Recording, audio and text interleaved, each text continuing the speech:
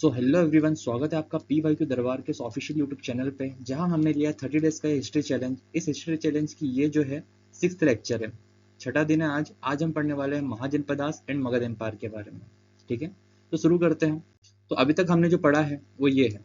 पहले लेक्चर में stone age, दूसरे लेक्चर में सिंधु घाटी, तीसरा वैदिक, बुद्धिज्म, जैनिज्म, और आज हम पढ़ेंगे महाजनपदास के बारे में। तो जितने भी ऊपर आप लेक्चर्स देख रहे हो ये भी कंप्लीट हो चुके हैं, और बचे हुए टॉपिक जो है वो आपको अगले वीडियोस में देखने को मिलेंगे। अगर आप भाग्यशाली है और आपको ये प्लेलिस्ट पूरी तैयार मिली है तो आप इसे अपने टाइम के हिसाब से भी देख सकते हैं। 30 डेज के इस चैलेंज को हमने 3 फेजेस में डिवाइड किया था, जो कि आपके स्क्रीन के सामने है। आगे बढ़ते हैं। तो सबसे पहला सवाल कि महाजनपदास क्या होता है। तो देखो, ये जो आप इंडिया का मैप देख रहे हो, इस पे आप मैं पॉइंट आउट करता हूँ। देखो, ये चेदी वाला एरिया, वमसा वाला एरिया, काशी, मल्ल, वज्जी, मगध, अंग, कोसाला, ये जो आप देख रहे हो ना सिटीज, आप तो सोच रहे होंगे यहाँ पे तो कभी इतने में मध्य प्रदेश हुआ करता था, उत्तर प्रदेश हुआ करता था, राइट? क्या आज के टाइम पे तो यही है ना? तो ये मैप कैसा है? बेसिकली जो है, ये मैप आज का नहीं है, ये है 6th सेंचुरी BCE का, जब उत्तर वैदिक पीरियड जो है अपनी चरम सीमा पर था, यानी कि वैदिक काल जो है चरम सीमा पर था। लोहे का आविष्कार हो गया था। लोहे के आविष्कार के कारण जो है औजार बने तो जंगलों की सफाई की गई। जंगलों की सफाई की गई तो एग्रीकल्चर को जो है प्रमोट, मतलब यानी कि एक इनहेंस मिला, राइट? तो जब एग्रीकल्चर बढ़ी तो लोग एक जगह पर जो है टिक कर जो है रहना सीख गए थे। अब वैदिक पीरियड में क्या होता है, लोग गाँव की तरफ ही रह रहे थे, गाँव में रह रहे थे, है ना? लेकिन फिर भी जो है देखा जाए तो कबीलाई जो है प्रवृत्ति के लोग थे, क्योंकि एक ही जगह पर लंबे समय तक टिक के रहना उनके लिए भी इतना संभव नहीं था, क्योंकि खेती के लिए जगह की कमी थी। जहाँ जगह मिलती थी वहीं पर बस के खेती करके जीने लग जाते थे, इसलिए छोटे छोटे गाँव में रह रहे थे। लेकिन महाजनपदास के पीरियड में क्या हुआ कि वही लोग, जब उनको लोहे का आविष्कार हो गया था, तो जब एग्रीकल्चर को इनहेंस मिला तो एक जगह पर रहने लगे। तो वो जो कहें कि गांव थे, यानी कि ट्राइब्स थे, उससे हट के अब वो टेरिटरीज में रहने लगे, क्योंकि एक जगह पर इकट्ठे हो रहे थे, और जब ज्यादा लोग एक जगह पर इकट्ठे होंगे तो एक क्षेत्र बन जाएगा, राइट? तो जो आप ये देख रहे हैं अपनी स्क्रीन पे, मैं पॉइंट आउट कर देता हूँ, ये जो एरिया आप देख रहे हो ना, ये जो है जनपदास हुआ करते थे। उनकी संख्या जो है 16 मानी जाती है, जैसे कि आपकी स्क्रीन पे दिख रहा होगा, 16 जनपदास हुआ करते थे। इनके बारे में बताने से पहले मैं थैंक यू बोलना चाहूंगा स्टडी IQ IS को। आपकी वजह से इस हिस्ट्री के यानी कि कहूँ कि सब्जेक्ट में मैं अपनी पकड़ को थोड़ा सा मजबूत कर पाया हूँ, और आप ही की वजह से ये मैप मेरे पास अवेलेबल हो पाया है, जिसकी वजह से मैं महाजनपदास को यहाँ पे एक्सप्लेन कर पा रहा हूँ। वीडियो में आगे बढ़ने से पहले मैं आपको बताना चाहूंगा कि जो महाजनपदास है, हमें कैसे पता कि 16 हुआ करते थे। तो बेसिकली जो है 2 ग्रंथ है ना? एक बौद्ध ग्रंथ और एक जैन ग्रंथ। उनके थ्रू हमें पता चलता है कि इनकी संख्या जो है जो है 16 हुआ करती थी, और उनकी जो कैपिटल्स है यानी कि राजधानियां हैं, उनके बारे में हमें वहीं से पता चलता है। तो देखो, ये वो ग्रंथ है। सबसे पहला ग्रंथ जो है ये है अंगुत्तर निकाय। ये जो है एक बौद्ध ग्रंथ है। कौन सा ग्रंथ है? बौद्ध ग्रंथ है। और ये जो है श्री भगवती सूत्र, ये एक जैन ग्रंथ है। ठीक है, तो इन दोनों ग्रंथों के कारण जो हमें पता चलता है कि जो जनपदास की जो एक्चुअल में संख्या है 16 हुआ करती थी। लेकिन अगर आप अदर हिस्टोरियंस को पढ़ेंगे, दूसरी बुक्स में देखेंगे, तो थोड़ा सा मतभेद है कि 16 हुआ करती थी, ज्यादा हुआ करती थी या कम हुआ करती थी जनपदास की संख्या। लेकिन एनसीईआरटी ने एक्सेप्ट किया है कि ये जो 2 बुक्स है, इनमें एक सिमिलरिटी देखने को मिली है, क्योंकि ये दोनों बुक्स जो है उस टाइम पे कंपोज या कंपाइल हुई है जब आपका ये 16 जनपदास एंड आपका मगध वाला टाइम था, वो चल रहा था। ठीक है, सो बेसिकली यहाँ से जो हमें पता चलता है कि 16 जनपद हुआ करते थे। आगे बढ़ते हैं। अब आपको मैं बताने वाला हूँ उन 16 जनपदों के जो है नाम, और वो आज के टाइम पर कहाँ है। और इसी वीडियो में विद इन 5 to 10 मिनट, सिर्फ 5 से 10 मिनट में आपको मैं 16 के 16 जनपदों की आज की लोकेशन और उसे याद करने की ट्रिक के बारे में बता दूंगा। ठीक है, तो सबसे पहले हम शुरुआत करेंगे उस महाजनपद के नाम से, कि वो महाजनपद का नाम क्या है, फिर उसकी राजधानी क्या है, उन दोनों के बीच की ट्रिक को याद करा दूंगा, और वो आज के टाइम पे जो है कहाँ है या उसके बारे में एक फैक्ट बता दूंगा। ठीक है, तो सिर्फ अगले 5 से 10 मिनट में जो मैं आपको ये बताने वाला हूँ, और इसी से सबसे ज्यादा क्वेश्चन बनते हैं आपके 16 जनपदास से, यानी कि महाजनपदास से। ठीक है, तो सबसे पहले जो आता है आपका, वो आता है मगध। ठीक है, मगध। अब मगध जो है एक जनपद हुआ करता है ना? सबसे शक्तिशाली जो है जनपद माना गया था। जब हम अभी ये 16 जनपद के बारे में पढ़ लेंगे, तो इसके बाद का जो हमारा यानी कि इसी वीडियो में जो सेगमेंट आएगा वो मगध के बारे में आएगा। हम मगध के बारे में बहुत कुछ पढ़ने वाले हैं। ठीक है, मगध इसलिए शक्तिशाली था क्योंकि वो कई पर्टिकुलर रीजंस के कारण शक्तिशाली था। एक तो प्रकृति, हाथी, और कई अच्छे बड़े बड़े राजा भी हो रहे हैं, वो उसके बारे में हम आगे समझेंगे, है ना? तो मगध के बारे में समझते हैं कि इसकी जो आइडेंटिटी है वो ये है कि सबसे शक्तिशाली महाजनपद हुआ करता था पूरे 16 जनपदों में। तो जब भी आप नंबर 1 पे रखेंगे वो रहेगा मगध।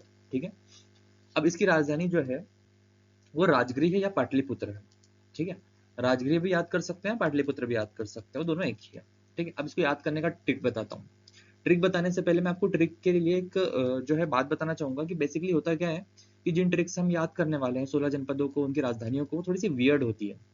हम अलग अलग रैंडम चीजों से कनेक्ट करके जो है इस ट्रिक को बनाते हैं। उसका कारण ये रहता है कि हमें वियर्ड चीजें ही याद रहती है। अगर मैं सिंपल कोई भी लॉजिक बना के आपको बता दूंगा जो समझदारी का तरीका दिखेगा, यानी कि नॉर्मल या फॉर्मल नजर आएगा, वो आपको याद नहीं होगा ना मुझे याद होगा। तो जिस तरीके से आज भी मुझे 16 जनपदों की राजधानी याद है, मैं वही तरीका आपके साथ शेयर करने वाला हूँ। ना ये तरीका मैंने बनाया है, ना उन टीचर ने बनाया जिनसे मैंने पढ़ा था। ये तरीका काफी टाइम से जो चलता आ रहा है, इसका ओरिजिन कहाँ से हुआ था नहीं पता। तो कुछ वियर्ड तरीके रहेंगे, लेकिन मैं चाहूंगा कि इसे रियल लाइफ से ना जोड़ा जाए, और बस याद करने के पर्पज से जो हम इसका यूज करेंगे। तो मगध जो है उसका संबंध जो है राजगृह से है। ठीक है, तो इसका कनेक्शन बिठाने के लिए हम कुछ इस तरीके से सोचेंगे। इमेजिन करो कि गधे पे बैठ के कहाँ गए, राजा के पास। गधे पे बैठ के राजा के पास, तो मगध से ले लो गध, और राजगृह से ले लो राजा का घर। ठीक है, गधे पे बैठ के राजा के घर गए। ठीक है, तो मगध से राज और ग्रह, ये ट्रिक रहेगी हमारी। ठीक है, याद रखेंगे। अब सेकंड नंबर का जो हमारा महाजनपद आता है वो है अंग। अब इसकी जो ट्रिक है कुछ इस तरीके से है कि जब भी कोई नई सोप लाता है, यानी कि नई साबुन लाता है नहाने के लिए, अब अलग अलग जगह पे अलग अलग कहा जाता है, तो सोप कह देता है। तो कोई भी नई सोप लाता है नहाने के लिए, तो एक्सपेक्ट करता है कि इससे इसका यूज करने के बाद, इसका इस्तेमाल करने के बाद जो है मेरा अंग अंग जो है चमक जाएगा। यानी कि अंग अंग है चमका, तो उसको कनेक्ट कर दो चंपा के साथ। ठीक है, तो हमारा जो सेकंड नंबर का जो महाजनपद है वो है अंग, और चंपा से कनेक्ट किया कैसे हमने, अंग अंग है चमका तो चंपा। ठीक है, तो ऐसे करके हमारे दो महाजनपद और उनकी राजधानियों को हमने यहाँ पे कनेक्ट करके याद कर लिया।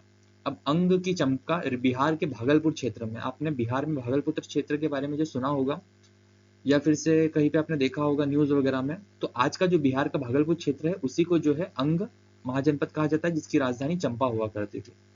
आगे बढ़ते हैं। फिर आता है हमारा तीसरा महाजनपद काशी। ठीक है, मैं कोशिश करूंगा कि हर महाजनपद को सिर्फ हम 20 से 25 सेकंड का टाइम दें। तीसरी महाजनपद आती है काशी। तो एक इमेजिनेशन जो है सोचो, इमेजिन करो कि आजकल के जो जेंजिस है, जेंजिस में भी स्पेशली लड़कियां यानी कि जो वुमेन्स हैं, वो बहुत ही सुंदर सुंदर कपड़े पहनते हैं, राइट। बहुत ही बेगी टाइप जींस होते हैं जो कि देखने में काफी आकर्षक लगते हैं। लेकिन जो पहले जो है वो क्या पहना करते थे, पहले जमाने की औरतें जो मिलेनियल्स कहें है ना, या तो उनसे भी पुराने जो थे उनके बारे में बात करें, तो क्या पहनते थे, साड़ियाँ पहनते थे। और साड़ियों में भी कौन सी साड़ी फेमस है, बनारस की, राइट।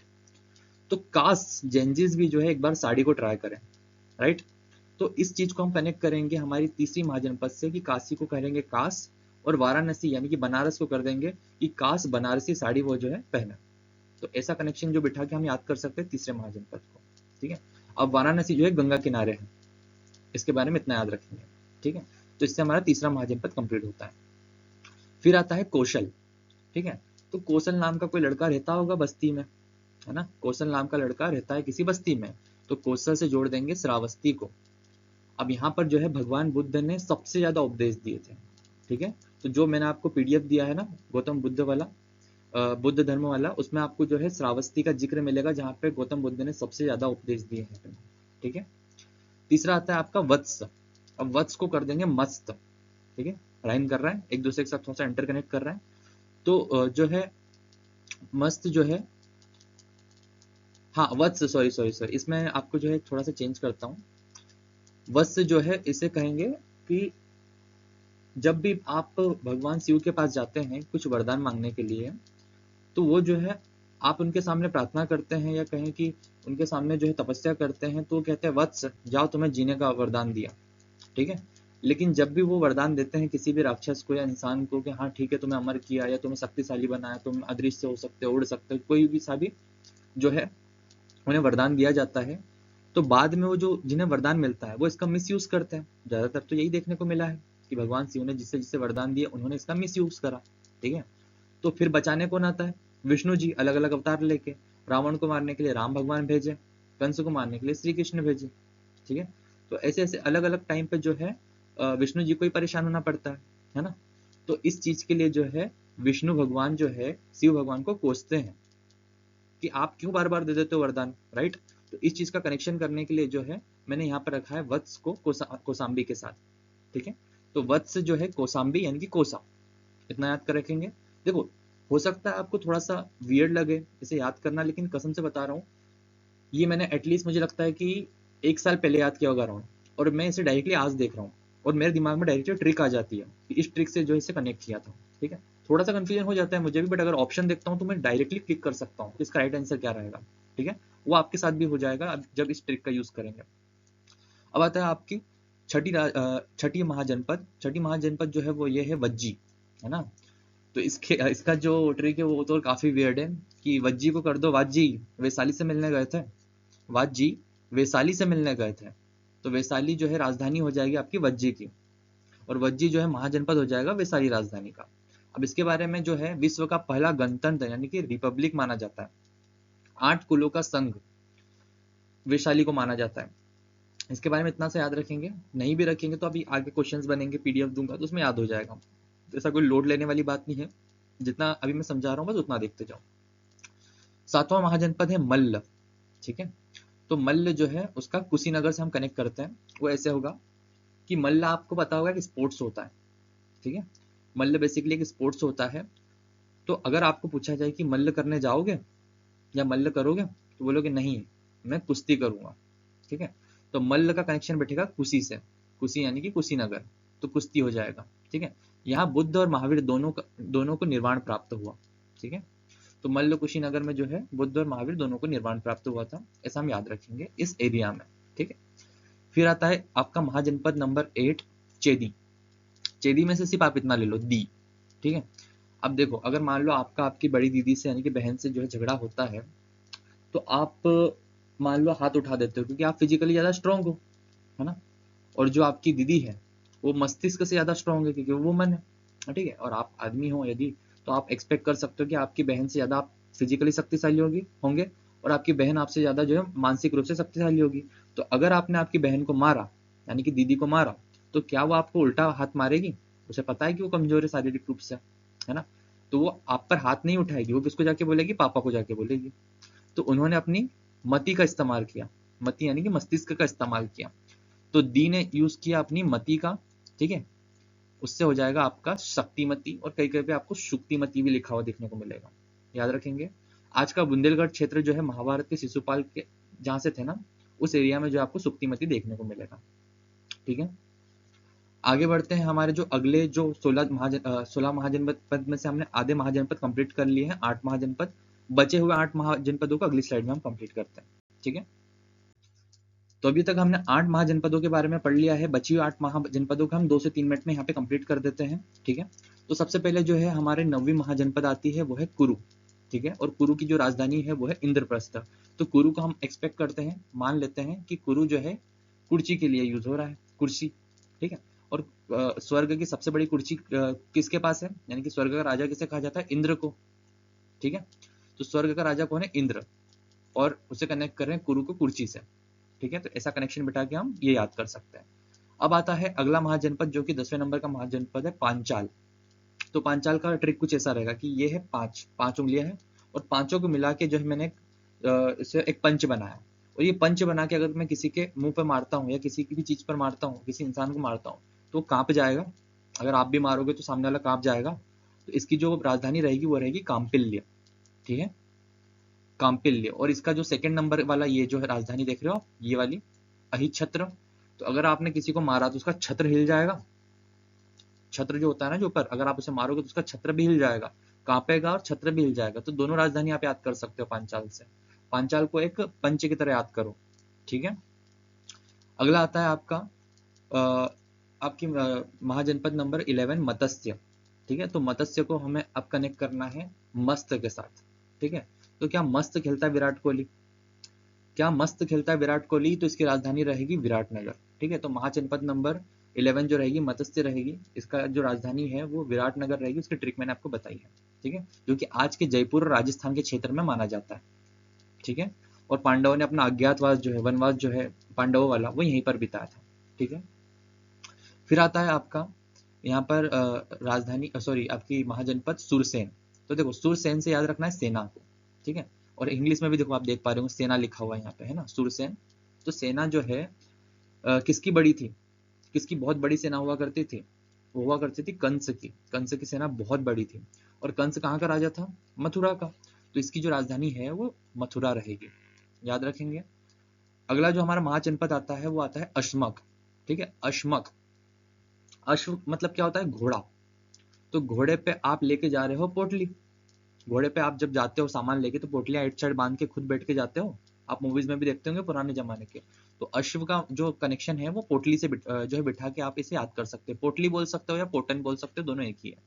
ठीक है, जो अगला हमारा जो महाजनपद है उसकी ट्रिक याद करने की जरूरत नहीं है, क्योंकि जितने भी लोग एमपी से बिलोंग करते हैं उन्हें तो इसके बारे में पता ही होगा। जो एमपी से बिलोंग नहीं भी करते हैं वो भी इजीली याद रख सकते हैं कि जो अवंती नाम का एक महाजनपद था वो बहुत ही पवित्र जगह आज के उज्जैन में माना जाता है, जिसे माहिस्मती भी कहा जाता है। ठीक है, और उज्जैन जो है अलग है, माहिस्मती जो है महेश्वर को कहा जाता है बेसिकली, बट दोनों को जो है एक ही माना जाता था। पहले राजधानी उज्जैन हुआ करती थी, फिर महेश्वर हुई, या तो फिर महेश्वर हुआ करती थी उज्जैन हुई, चेंज हुई थी वो।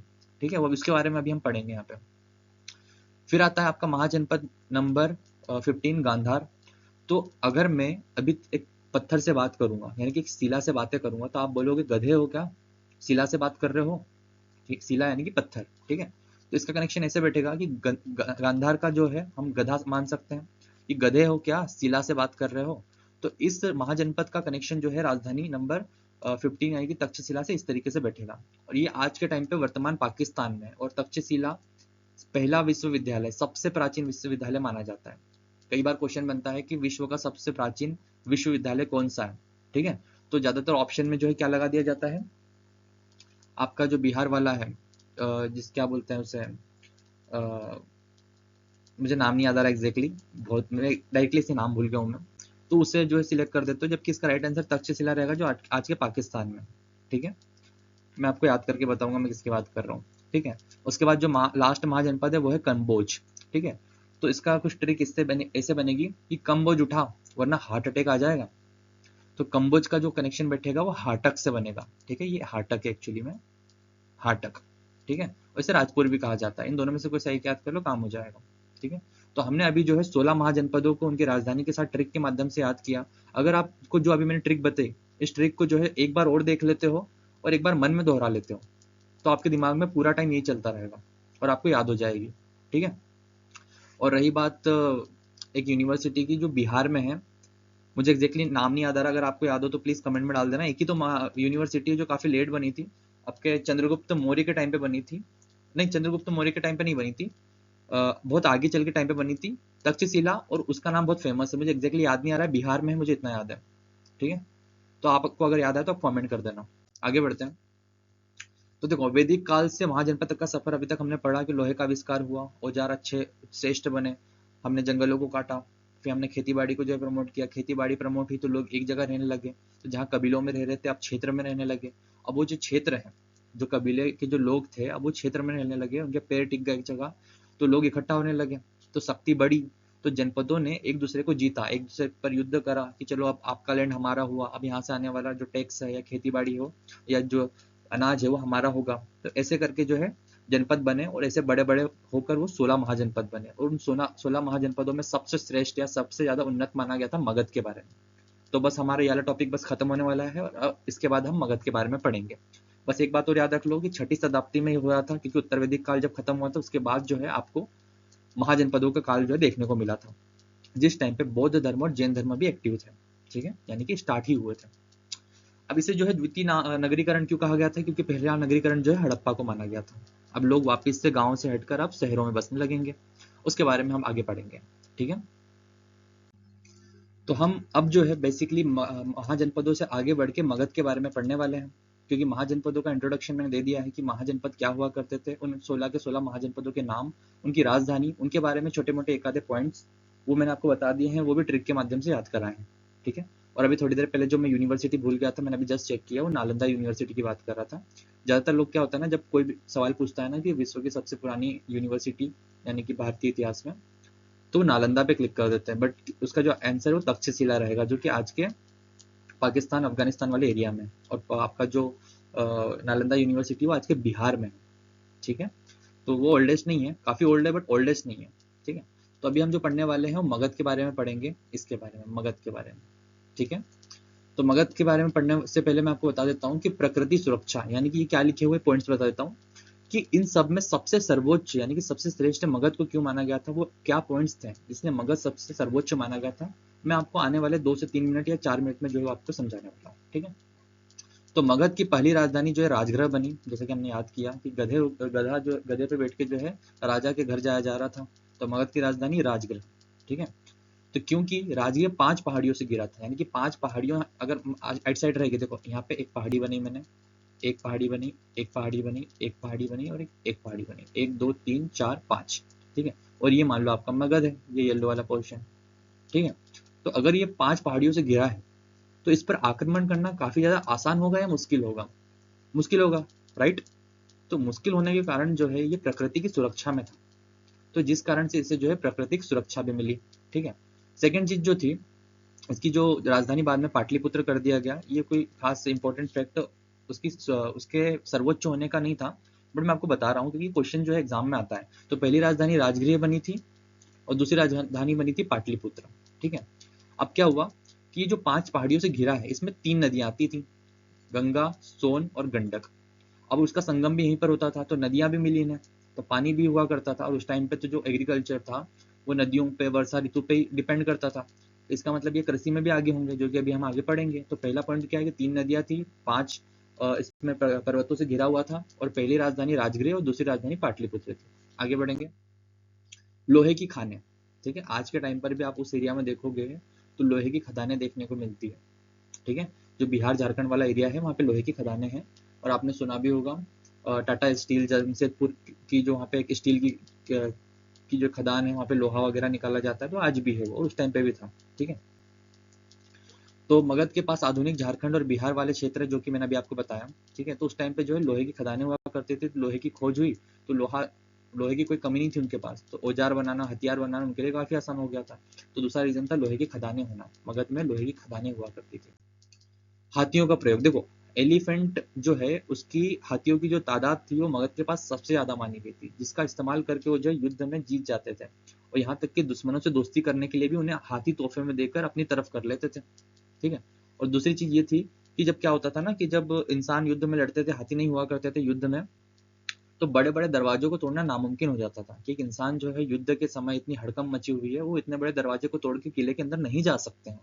लेकिन जब हाथियों का प्रयोग किया गया युद्ध में, तो उन दरवाजों को तोड़ना काफी आसान हो गया, और हाथियों की तादाद मगध के पास कई ज्यादा थी, जिस कारण से जो है मगध शक्तिशाली हो गया था हाथियों के प्रयोग से। और आगे चल के मगध ने अपने हाथियों का इस्तेमाल करके दूसरे राजाओं को, दूसरे राजशाही परिवारों को अपनी तरफ आकर्षित किया था, अपनी तरफ मिला लिया था। ठीक है, तीसरा कारण है आर्थिक कारण। देखो व्यापार और कर, मगध की भौगोलिक स्थिति ऐसी थी जहां गंगा नदी, गंडक नदी, सोन नदी, ठीक है, वहां से निकलती थी। अब होता यह था कि जल मार्ग यानी कि जो नदी का व्यापार, नदी से जो व्यापार हो रहा था वो बढ़ा।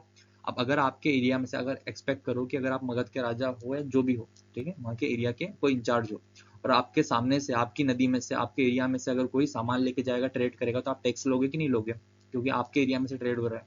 तो वो एडिशनल बेनिफिट जो है मगध को मिला, क्योंकि वहाँ पे 3 नदियां थी, तो जिसे भी ट्रेड करना है नॉर्थ से साउथ या ईस्ट से वेस्ट या वेस्ट से ईस्ट, उसे वहां से तो निकलना पड़ेगा, जिस कारण से उन्हें टैक्स मिलता था। उस टैक्स के पैसे जो है आर्थिक जो है उनकी उन्नति होती थी। ठीक है, और दूसरा रीजन एक था कि चांदी के सिक्कों का चलन आ गया था, तो ट्रेड करना और इजी हो गया था। ठीक है, तो उसका भी बेनिफिट मिल गया था उन्हें।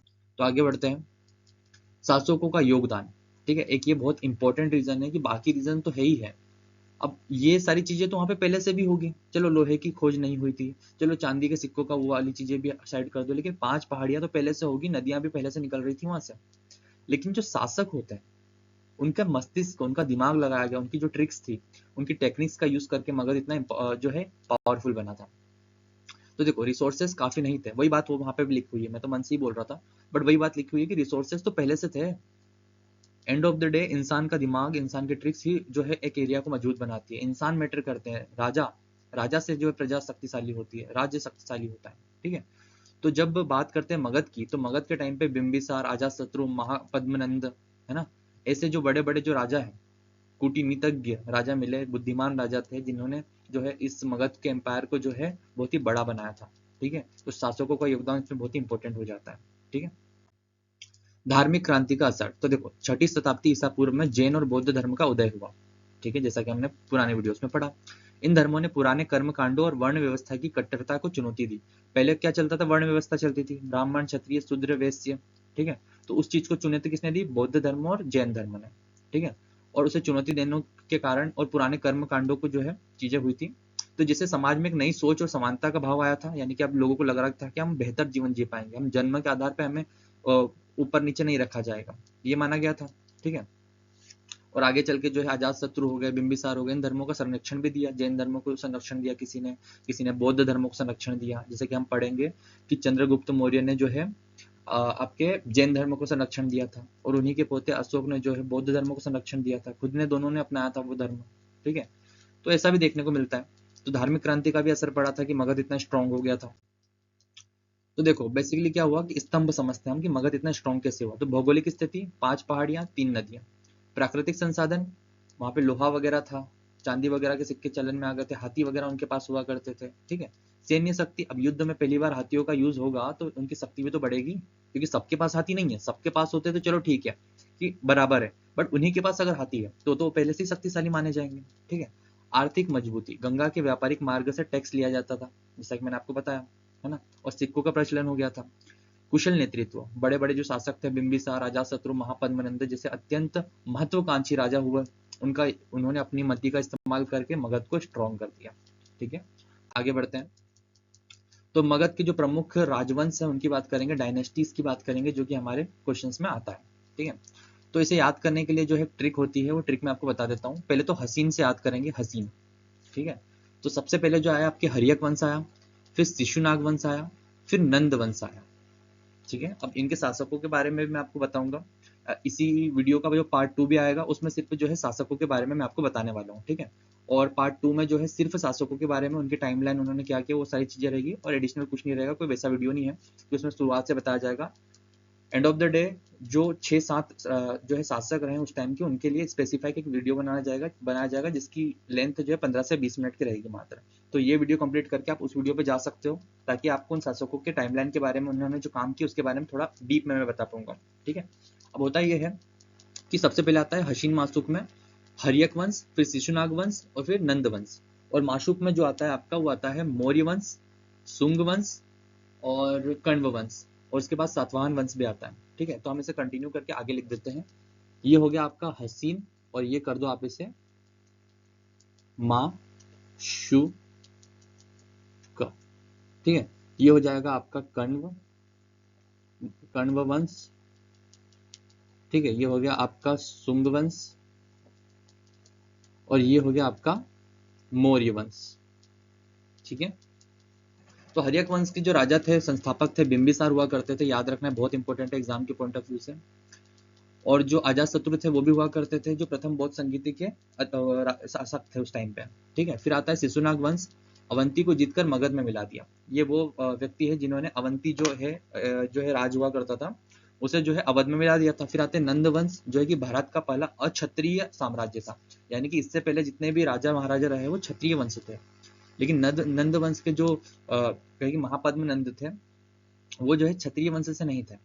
ठीक है, फिर भी राजा बने तो ये पहले माने जाते हैं। इसके बारे में आपको मैंने जो बताया ना पार्ट 2 वाला वीडियो, उसमें सारा मैं आपको बताऊंगा। ठीक है, इन्हें एक राड भी कहा गया था। और फिर जो अंतिम इसके शासक थे वो धनानंद थे, अंतिम शासक थे, वो भी पढ़ेंगे हम उस वीडियो में। ठीक है, अब आगे बढ़ते हैं। निष्कर्ष क्या निकलता है कि महापरिवर्तन, है ना, महापरिवर्तन क्या हुआ कि नंद वंश का पतन हुआ, घनानंद की क्रूरता और चाणक्य का अपमान। चाणक्य वाली कहानी उस वीडियो में बताऊंगा, बहुत इंपॉर्टेंट है। अगर आपने इस वीडियो का जो है टाइटल देखा होगा, इंट्रो देखा होगा, तो चाणक्य आपको गुस्से में दिखाई देते हैं। वो गुस्से में क्यों थे, उसके पीछे एक बहुत बड़ी कहानी है। उनका बहुत बड़ा अपमान होता है, जहां उस अपमान से जंगल में जा रहे होते हैं, वहां उन्हें मिलते हैं चंद्रगुप्त मौर्य, और उन्हें राजा बनाया जाता है। अपनी मति का इस्तेमाल करके वो जो है चंद्रगुप्त मौर्य को राजा बनाते हैं। ठीक है, और जब चंद्रगुप्त मौर्य राजा बनते हैं, ठीक है, तो फिर कितने बदलाव आते हैं हमारी हिस्ट्री में, वो आपको सारा मैं उसमें पढ़ाने वाला हूँ। ठीक है, फिर मौर्य साम्राज्य का उदय होता है। तो चाणक्य की बेइज्जती करी, चाणक्य राजा बनाते चंद्रगुप्त मौर्य को, और फिर आता है मौर्य काल, जिससे आगे चल के आपको अखंड भारत देखने को मिलता है, जिसका नाम आपने सुना होगा। कई बार देखने को मिलता है कि अखंड भारत की जो है डिमांड की जाती है कि इंडिया, पाकिस्तान, अफगानिस्तान, नेपाल, बांग्लादेश, इन सबको मिलाया गया। पहले इकट्ठे हुआ करते थे, एक देश हुआ करते थे, अखंड भारत हुआ करता था। धीरे धीरे समय के साथ साथ जो है अलग अलग राजा वगैरह ने अपना राज छीना, युद्ध लड़े, उसके बाद जो है सब समय के साथ साथ अलग हुआ। आगे चल के तो काफी सारी चीजें देखने को मिली थी हमें, but end of the day क्या होता है कि मौर्य साम्राज्य का उदय होता है, चाणक्य की नीति और चंद्रगुप्त मौर्य का साहस रहता है। ठीक है, आगे बढ़ते हैं। तो अभी तक की कहानी में हमने जो है महाजनपदों के बारे में पढ़ा, मगध के बारे में पढ़ा, और मगध में ही क्या क्या चीजें होने वाली है जो कि आपको इसी वीडियो के पार्ट 2 में, जो कि 15 से 20 मिनट का रहेगा, उसमें समझाऊंगा, वो भी बता दिया मैंने। अब हम क्वेश्चंस पे बढ़ते हैं। अभी हमने बेसिक कंप्लीट किया है, ठीक है। इसका एडवांस लेवल आपको उस वीडियो में देखने को मिलेगा। तो अभी हम क्वेश्चंस लगा पाएंगे, ठीक है। हमें पता है कि क्या पूछ रहा है वो, और इस वीडियो का यानी कि हर वीडियो का मोटिव ही ये रहता है कि मैं इतना ही पढ़ाऊं जिससे आप आपके क्वेश्चंस लगा पाओ, आप आपके एग्जाम क्लियर कर पाओ। आपको इतिहास का बहुत बड़ा ज्ञानी बनने की कोई आवश्यकता नहीं है। अगर आपने पढ़ा और आप आपके क्वेश्चंस लगा पा रहे हो एग्जाम के पॉइंट ऑफ व्यू से, सफिशियंट है। क्या नीड है आपको बहुत ज्यादा पढ़ने की? जरूरी नहीं है कि आप जैन ग्रंथ पढ़ो, बौद्ध ग्रंथ पढ़ो, वेदों को पढ़ो। अगर आपको सिर्फ एग्जाम को जो है निकालने के लिए पढ़ना है, तो आपके लिए इतना हिस्ट्री पढ़ना सफिशियंट है कि आप आपके एमसीक्यू बेस्ड क्वेश्चंस को जो है यहाँ पे लगा पा रहे हो। क्लियर रहेगा? तो इसी के साथ हमारा क्वेश्चन नंबर 1 है, महाजनपदों की कुल संख्या कितनी थी? Easiest question. महाजनपदों की संख्या जो थी वो 16 थी।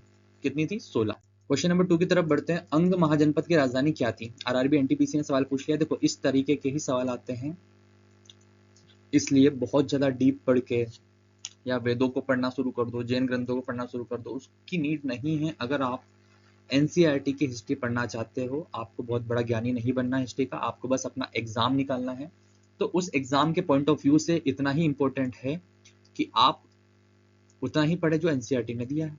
बहुत ज्यादा डीप पढ़ोगे, अगर आपको पीएससी यूपीएससी के लिए जाना है, उसमें मेंस की प्रिपरेशन कर रहे हो, तो बहुत अलग बात हो जाती है। वो प्रिपरेशन अलग है, उसमें आपको सब पढ़ना पड़ता है, कुछ भी पूछ लिया जाता है, आपको रिटर्न एग्जाम में लिखना पड़ता है। लेकिन जब आपकी एग्जाम ही 4 ऑप्शंस पे हो रही है, तो आप तो ऑप्शन कटिंग का यूज करके उस टॉपिक को पढ़ के रिवाइज करके प्रैक्टिस करके ही लगा दोगे। जरूरी थोड़ी ना कि पूरी हिस्ट्री को बार बार रटा जाए, पढ़ा जाए, राइट। तो जैसे ये पूछ लिया अंग महाजनपद, तो मैंने ट्रिक से याद किया कराया था कि अंग अंग है चमका तो चंपा, ठीक है। तो इसका जो राइट आंसर जो रहेगा वो आपका हो जाएगा चंपा, ऑप्शन नंबर ए। कोई बहुत ज्यादा रॉकेट साइंस था क्या? नहीं था। जल्दी करते हैं, अब आगे का सवाल थोड़ा जल्दी करते हैं ताकि हमारा नेक्स्ट वीडियो जो है, नेक्स्ट पार्ट है इसी वीडियो का, उसे मैं जल्दी से रिकॉर्ड कर पाऊँ।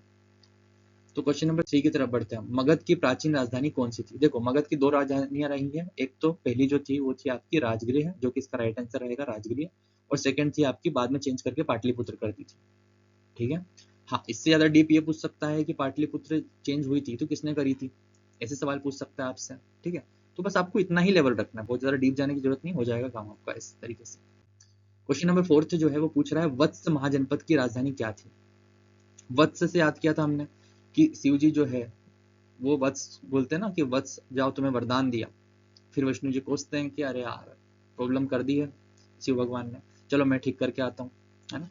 तो कोसा जाता है उन्हें फिर, है ना, तो कोसम भी आएगा इसका राइट आंसर। देखो इसे पर्सनल लेने की जरूरत नहीं है ना, तो रिलीजियस फैक्टर से ऐड करने की जरूरत है। इसे बस हम याद करने के उद्देश्य से कर रहे हैं। जिस तरीके से मुझे याद था वही तरीका मैं आपको बता रहा हूँ। इसमें कोई वैसी चीज नहीं है कि किसी सेगमेंट को या किसी के सेंटिमेंट हर्ट हो, ठीक है। आगे बढ़ते हैं। क्वेश्चन नंबर 5 जो है वो है अवंती महाजनपद की राजधानी क्या है? तो हमने अवंती को ऐसे याद किया था कि अवंती की जो राजधानी है वो एक बहुत ही पवित्र जगह है, जो कि है आपकी उज्जैनी, ठीक है। उज्जैनी कह सकते हो या माहिस्मती भी कह सकते हो, ठीक है। आगे बढ़ते हैं। क्वेश्चन नंबर 6 पूछ रहा है वज्जी संघ की राजधानी क्या है? देखो अभी तो ये राजधानियां ही पूछ रहा है, और ये आरआरबी ग्रुप डी ने पूछा है, और ग्रुप डी का एग्जाम तो अभी आने वाला है, ठीक है। तो प्रॉब्लम ये है कि वो सिर्फ एक टेबल नहीं है, वो अपने आप में कम से कम 30 से 40 क्वेश्चंस का एक संग्रहण है। अगर आप उस ट्रिक को याद कर लेते हो तो वो हो सकता है जब मैं आपको पढ़ा रहा था तो इतना ज्यादा आपको प्रोडक्टिव ना लगे, बट एक बार पढ़ने के बाद जब इस तरीके के क्वेश्चन आपको देखने को मिलेगा तो समझ में आएगा उसकी इंपॉर्टेंस कितनी थी, ठीक है। तो वज्जी वाजी वैशाली से मिलने गए थे, आई याद ट्रिक। तो वाजी वैशाली से मिलने गए थे, तो वैशाली इसका राइट आंसर रहेगा, ठीक है। क्वेश्चन नंबर 7 की तरफ बढ़ते हैं। तक्षशिला किस महाजनपद की राजधानी थी? ठीक है। तो तक्षशिला यूनिवर्सिटी जो है इस संसार की सबसे ओल्डेस्ट यूनिवर्सिटी मानी जाती है, ठीक है। तो अगर मैं जो है पत्थर को देख के अपना सिर लाइक बातें करूंगा तो आप बोलोगे ना कि गधा है क्या, शिला से बात कर रहा है। तो इसका जो राइट आंसर रहेगा वो रहेगा गांधार, गधे से गांधार, ठीक है, बस हम कनेक्ट कर रहे हैं, ठीक है। क्वेश्चन नंबर 8 की तरफ बढ़ते हैं। निम्न में से कौन सा महाजनपद वर्तमान बिहार में स्थित था, ठीक है। तो देखो ये जियोग्राफिकल लोकेशन पूछ लिया कि आज का जो बिहार है वहां पर जो इनमें से कौन सा ऑप्शंस में से कौन सा जो है आज के बिहार में है। तो काशी कहाँ पर है, यूपी में है, तो इसका राइट आंसर काशी नहीं हो सकता, ठीक है। इसका राइट आंसर जो रहेगा वो रहेगा मगध, ठीक है। कि जैसा कि हमने पढ़ा कि मगध का जो एरिया है वो एंटायर बिहार था, है ना। उसके बाद थोड़ा सा यूपी का ले लो, नेपाल ले लो, झारखंड ले लो, थोड़ा सा ऐसे ऐसे एरिया, क्योंकि आज के टाइम पे बॉर्डर्स है। आज के टाइम पे हमने जियोग्राफिकली एक लाइन क्रिएट करी, उस टाइम पे ऐसा नहीं था ना। उस टाइम पे तो चलता था कि किस गांव में किस राजा का राज है, किस एरिया में राजा का राज है ना, उस तरीके से चलता था। आगे बढ़ते हैं क्वेश्चन नंबर 9 की तरफ। कौशल महाजनपद की राजधानी क्या थी। मुझे कोई आश्चर्य नहीं होगा अगर आगे आने वाले सभी क्वेश्चंस में राजधानी पूछ ली जाए तो, क्योंकि basically end of the day सबसे इंपॉर्टेंट तो यही है। देखो एसएससी सीपीओ 2024 ने पूछ लिया है, तो क्वेश्चंस तो ऐसे ही बन रहे हैं ना, राइट।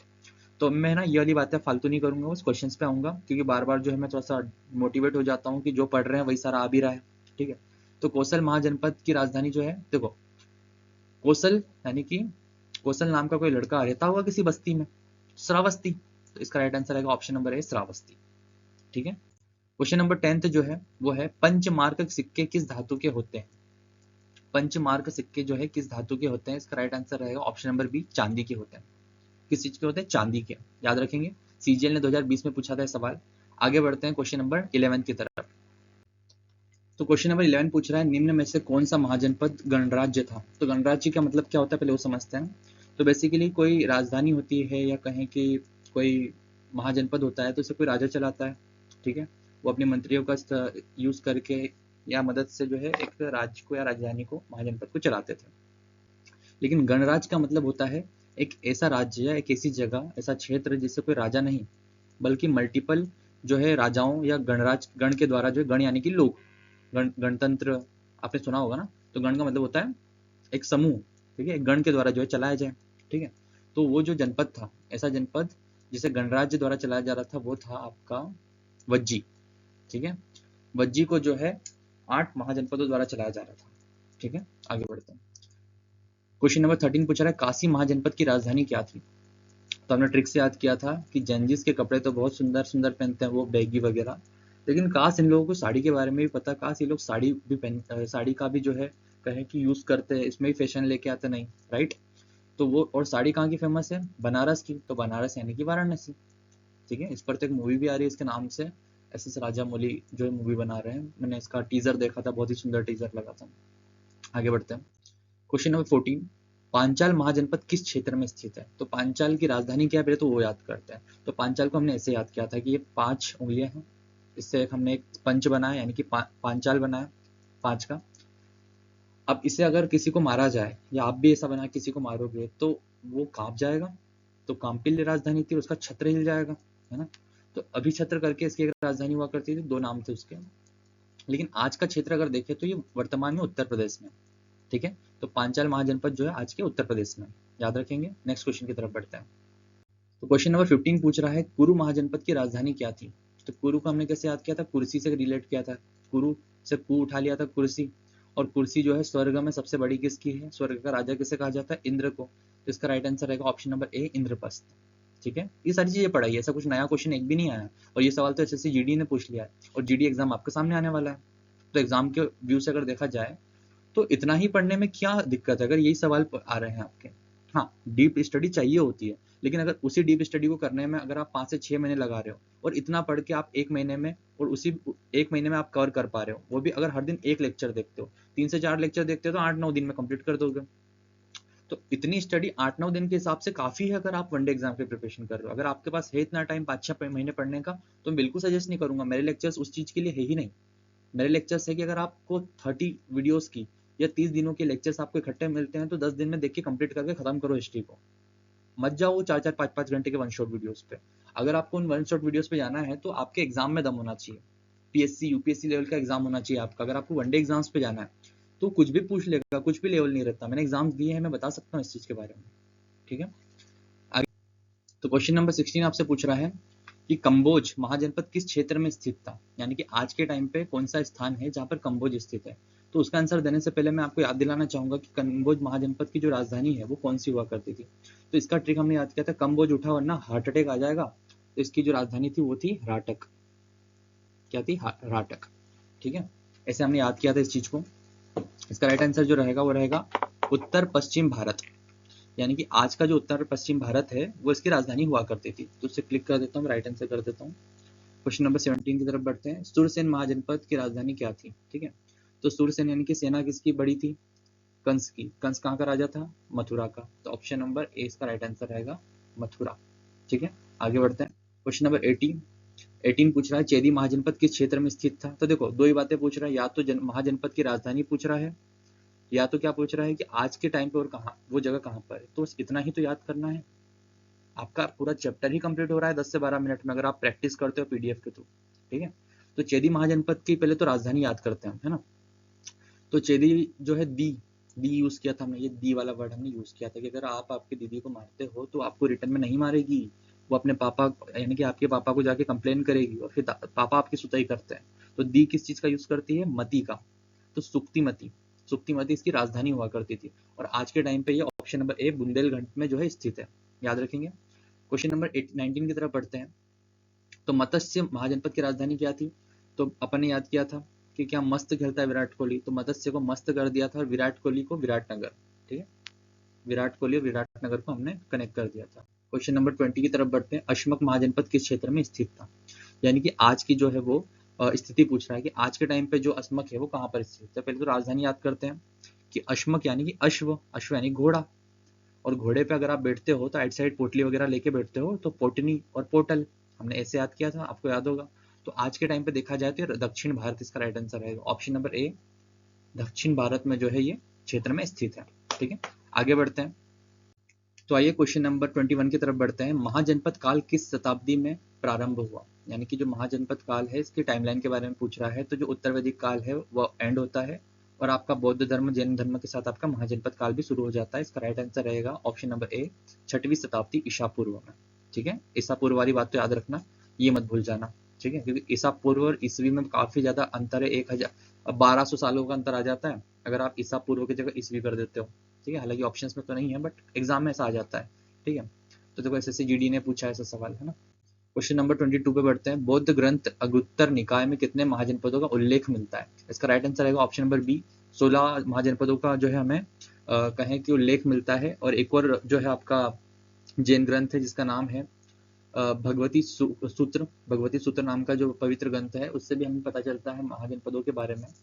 और बेसिकली इन्हीं के कारण हमें पता चलता है कि जनपदों की जो संख्या है वो 16 हुआ करती थी। ठीक है, तो आगे बढ़ते हैं। क्वेश्चन नंबर 23 पूछ रहा है निम्न में से कौन सा महाजनपद दक्षिण भारत में स्थित था? अभी तो हमने किया अस्मक, पोटनी, पोटल इसकी राजधानी हुआ करती है, पोटनी पोटल। अस्मक महाजनपद जो है ये दक्षिण भारत में स्थित था। बाकी वज्जी, कुरु, पांचाल ये आपके नॉर्थ ईस्ट वेस्ट के साइड में हुआ करते थे। ठीक है, अलग अलग जगह पे हुआ करते थे, ऐसा नहीं कि एक ही जगह पे हुआ करते थे। क्वेश्चन नंबर 24 पूछ रहा है मगध के प्रारंभिक शासक कौन थे? तो हमने याद किया था, अभी तक ट्रिक याद दिलाता हूँ, हसीन माशुक, है ना। तो एच ह सी न, ठीक है, और मा शु और क, ठीक है, और स भी लिख दो यहाँ पे, हसीन माशुक स। तो एच फॉर हरियक, तो इसका राइट आंसर हो जाएगा हरियक वंश। सी फॉर शिशुनाग वंश, एन फॉर नंद वंश, मा फॉर मौर्य वंश, सु फॉर सुंग वंश, क फॉर कण्व वंश और फॉर सातवाहन वंश। ठीक है, ऐसे 7 वंशों के बारे में हम अभी इसी वीडियो में जस्ट अभी ये लेक्चर कंप्लीट करके 15 से 20 मिनट का वो वीडियो रिकॉर्ड करूंगा, जिसमें जो है इन 7 वंशों के बारे में, इनकी टाइमलाइन, इनके पहले राजा, इनके अंतिम राजा, किस राजा ने क्या किया था वो बताने वाला हूँ। तो प्लीज इस वीडियो को कंप्लीट करके उस वीडियो को जरूर देखना, क्योंकि उससे क्वेश्चंस काफी ज्यादा बनते हैं। उसकी पीडीएफ अलग से दूंगा मैं। ठीक है, उसकी पीडीएफ जो है पार्ट 2 नाम से दूंगा इसी टेलीग्राम लिंक पे। मेरा जो यूट्यूब चैनल है इसी का जो पहला कमेंट है ना, उसी में आपको टेलीग्राम का जो लिंक मिल जाएगा, उस पर सारे चीजें डली हुई है। फालतू के कोई एड वेड नहीं है, फालतू के मैसेजेस वगैरह कुछ नहीं है, सिर्फ पीडीएफ मिलेगी, काम का कंटेंट मिलेगा, कोई डिस्टर्बेंस नहीं है। ठीक है, क्वेश्चन नंबर 25 और इस लेक्चर का आखिरी क्वेश्चन है, बट इसके बाद छोटा सा कंक्लूजन है 1 मिनट का, वो बता दूंगा, फिर लेक्चर एंड हो जाएगा। वज्जी संघ में कौन सी जाति प्रमुख थी? वैसे तो देखो वज्जी संघ में कई सारी जनजातियां रहा करती थी, लेकिन जो प्रमुख जनजाति थी वो थी लिच्छवी। ठीक है, याद रखेंगे। इसी के साथ हमारे 25 क्वेश्चन जो यहाँ पे एंड होते हैं, और 25 क्वेश्चन तो एंड हो रहे हैं, लेकिन एक इंपॉर्टेंट बात मैं आपको यहाँ पे बता देता हूँ, उस क्लास को एंड करते हैं, ठीक है। हाँ, तो देखो अभी हमने क्या पढ़ा, आपका महाजनपद काल, ठीक है, और महाजनपद काल के साथ ही हमने मगध एम्पायर को पढ़ा कि मगध का जो है उदय कैसे हुआ, इसमें जो शासक वगैरह आने वाले हैं हमने थोड़ा सा ही टच किया था उसको। अब क्या होता है ना कि वो 7 शासक जो है ना उनके अलग-अलग टाइमलाइन्स हैं कि उनमें से भी कौन सा शासक उस पर्टिकुलर राजवंश में से कौन सा शासक पहला था, आखिरी था, उनका टाइमलाइन ये थोड़ा सा डीप है लेकिन इंपॉर्टेंट है एग्जाम के पॉइंट ऑफ व्यू से। तो उसको बनाने के लिए जो है इसका पार्ट 2 आने वाला है जिसकी लेंथ जो है मात्र 15 से 20 मिनट की रहेगी। इस वीडियो को देखने के बाद उस पर चले जाना और उसमें भी मैं कुछ क्वेश्चंस टॉप 10 क्वेश्चंस ले लूंगा उसमें, ठीक है। उन 10 क्वेश्चंस में जो है मैं आपको पूरा समझा दूंगा कि कैसे क्वेश्चंस बनते हैं जो एक्चुअल में यूपीएससी ने पूछे हैं, पीएससी ने पूछे हैं, ठीक है। तो अब बस इसके बाद मैं वही रिकॉर्ड करने वाला हूँ, तो आप इसके बाद उसको देख लेना। Thank you so much for watching this video and मिलता हूँ मैं आपको नेक्स्ट वीडियो में, ठीक है।